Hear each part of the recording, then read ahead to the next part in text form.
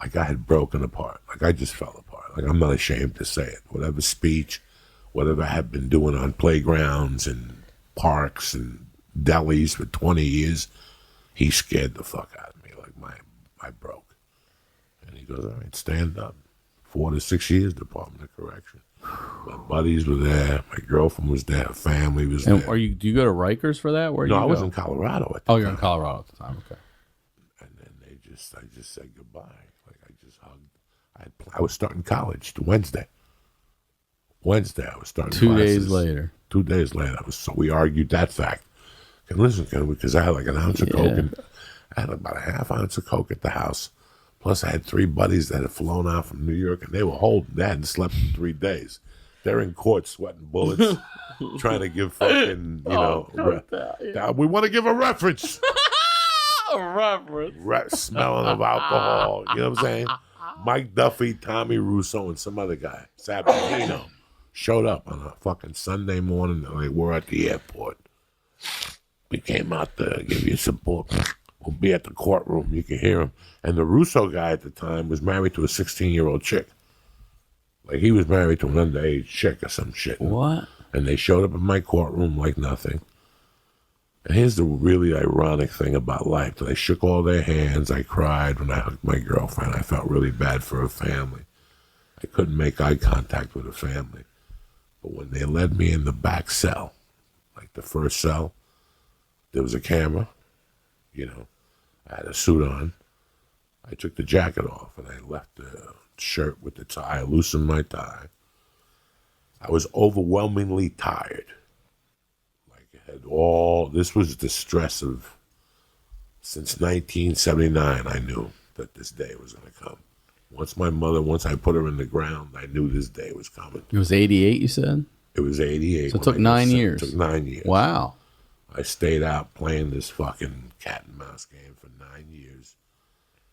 And I'll never forget, this is how weird God works. I went to fold my jacket, and wherever my hand landed, I felt something in the jacket. Oh, shit. And I went into the inside pocket, and there was it was a Coke bundle. And when I tried, because there was a camera on me, so I had to go by the sink. I mean, the fucking cell. This is what I love about you. I wasn't going to do it. I had to go by the sink because there was a camera. Yeah, you're in now. I'm in. You're in now. How many people could say that they snorted a gram of blow in county jail? Not too many. That's historic time shit. I went over by the sink. I opened it up. There it was. I still had cash. I still had my wallet. I still had my belongings. They hadn't processed me. I took the dollar bill. I rolled it up. And I did the whole fucking thing in 2 blasts. Wow. I was fucked up for 15 minutes. I was jawing. And do you know, next thing I know, they were waking me up. Waking you up? What happened? Because of I was going to say, you're the adrenaline, the weight of the world was done. That was a natural speedball. It was 9 years of fucking hiding from people, robbing from people. I was at peace. Nobody could get to me. The phone couldn't ring. Nobody in this prison knew me. It was like I fell asleep, and I remember them waking me up, and I was really out of it.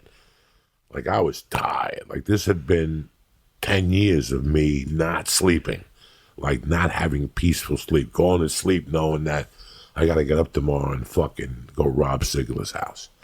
I got to get up tomorrow and figure out how to get through Burbank without seeing Lee. Lee's going to go to all my spots tomorrow and try to blow my game up because I just robbed Lee. Lee's just finding out right now he's missing a kilo. So right now, Lee's attacking all my spots. So it was like 9 years of that type of stress just fell off my shoulders. I think you might have mentioned it before, but like, why didn't you how much have you thought about running when your lawyer told you were going to jail? Like, I don't know where you'd go, Mexico. America's Most Wanted had just started. And 2 years prior to that, I read an article about a guy it was 1980. And in 1951, he was at a party. And he was making out with some chick, and he bit her in the neck. What? He bit her, and he took a piece of meat out of her. Damn. And it was assault, and his parents took the kid and got him out of there. And he moved into a new residential area, and he went to college under an assumed name and started a new life, and never again for 30 years. They even have police contact. And then one day he got into a car accident. He went to the hospital. They fingerprinted the background check, and now he was wanted for murder. Oh, he killed her when he bit killed her. her. Oh, I He didn't did realize she something. He died. killed her, Holy yeah. shit. So I thought about that story. I thought about the story about, I get away with it now. What about 30 years from now Right. when I'm in fucking my kid, I got to go to a hospital, God forbid, and they fingerprint me, and there I am. Because they usually do background checks when you go to a hospital ward. A lot of people know that. There's hotels that do background checks. When you call an airline, as you're speaking to them, they're doing a background check. Yeah, I especially believe if you've that. flown them before. Yeah. Or everything's coming up. So background checks weren't moving that fast then. But I still remember a story in Boulder about a guy way before I got arrested. Way before I even thought of getting arrested.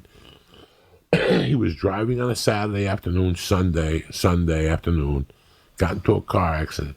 His wife and baby died. He ran from the scene. Once they got him, they realized that he was a murderer from Florida that was wanted for 20 years. No way. So I always knew that the odds were against you.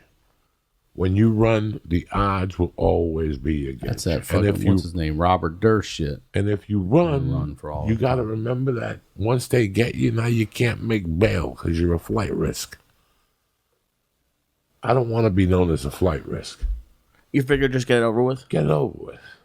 There was no running. I didn't go to prison for the crime of kidnapping Bella. Yeah, we terrorized him that afternoon and tied him up and put him in the trunk of a car, but that's happened when you be a cook. Till this day, I love Kent. I saw the picture. He love looked Kent. scared to death standing. He still looks scared to death. Kent. I love Kent. He was waiting for somebody to come up behind him. And I love anybody who I did that to. You know what I'm saying? But they all have to know that they were also involved. If you do the time, if you do the crime, you got to do the time. Once you put yourself into that world, That's what I say. There is a lifestyle. there is a lifestyle that comes with it. You have to strack. You got to watch who you trust. You got to watch who you talk to. There was a lot of, if Lee comes to me tomorrow and says, I'm out of the podcast visit, I'm getting into the cocaine business, I'm going to give him a month and I'm going to rob him just out of principle because I know he doesn't know what he's doing. I know for a fact he's going to go to a bar with one of his chunky bitches, be over there eating an ice cream sundae with a kilo in his refrigerator. I'll send you over there for the small nickel to hold him there, and I'll break into his house and take the kilo. You're going to come out of retirement just to get me? No, but I'm just saying that, that was the That's Oh, what okay, people would got it, do. okay. that's the mentality. That's the We're going in like fucking Marines, you understand me? Welcome to church, motherfucker.